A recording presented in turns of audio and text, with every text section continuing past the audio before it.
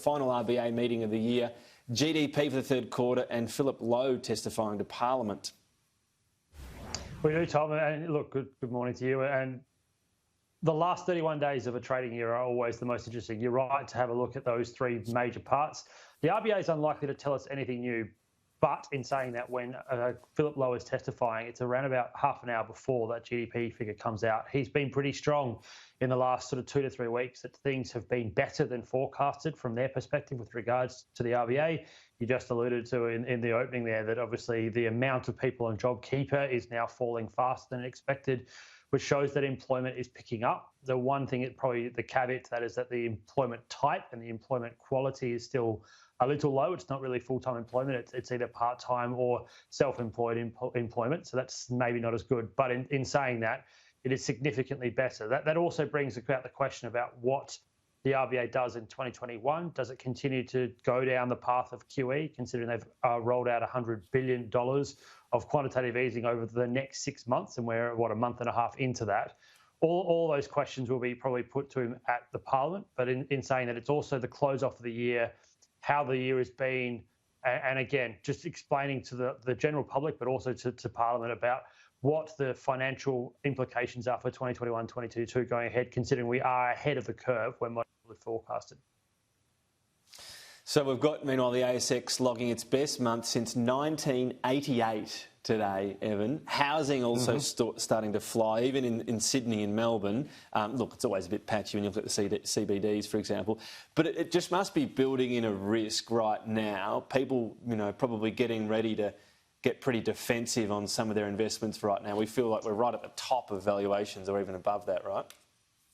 And that's the perfect question, though, because yes, there are a lot of people that feel that way. There is a lot of argument to be justified in that question, and that do you start moving to defence? The question that comes back at me with that is, what is defence, considering that cash is basically worthless if you look at what the RBA is doing in terms of your term deposits or what have you. If you look at bond markets, they're also unlikely to give you anything exciting. So unfortunately, the other thing that's happened with that question is this new acronym that's coming out, which is called TINA, the only investment instrument you can get into, which is equities, because they're the only thing that's actually giving you return. So there is a risk to that. The interesting question you said about housing as well is what also is coming with that risk is being put at the government, and particularly at the federal level, and also to some extent at New South Wales and Victoria, which is they are using housing as a way of building that recovery in 2021 and 2022.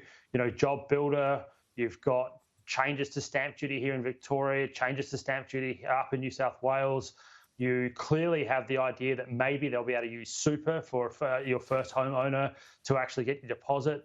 That is, again, that idea of trying to supercharge the residential market to get people in. And then we've got, record low interest rates, which aren't going to change anytime soon. So that's the risk. There's no doubt that will drive price. We've already seen it. You've seen the recovery going on across the country is well and truly ahead of expectations. Again, looking at what was expected in April and March, where forecasts were for a decline across the country between 9 and 14%. The scorched earth idea was 30%. It looks like it will probably top out at 6%. So that's quite a difference.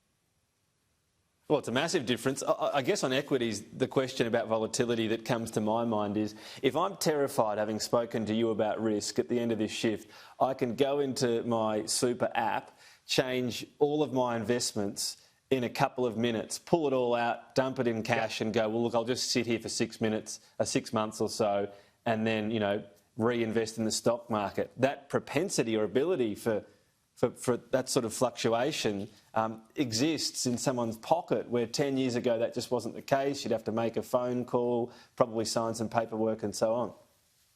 You're right. And the other way to look at it is the other risk that comes with that is the opportunity cost, is what we refer to as opportunity cost. Going to cash, and a lot of people did that in 2008 when the GFC happened and have never gone back into the market since, because that propensity, that risk, that defensive feel of staying out. Loss aversion, as we refer to it, is the biggest problem in emotional investing. So behavioural finance governs that a loss aversion is actually one of the biggest risks to overcome, because people are more propensive to lose money than actually getting the same equivalent in gain by taking a little bit of risk. So that's the other part of this that's also interesting this year, is that if you did go to cash in March, April, you've actually missed out on an incredible return. Because the other thing that will probably happen by the end of today is that for year to date, the ASX on a capital basis will be back in the black, and on a total return, so that's the dividends they pay you as well, you're actually up by about 2.5% for the year. Now that actually means, even with what's happened this year, you've beaten cash, because the cash return for 2020 is less than 0.1%.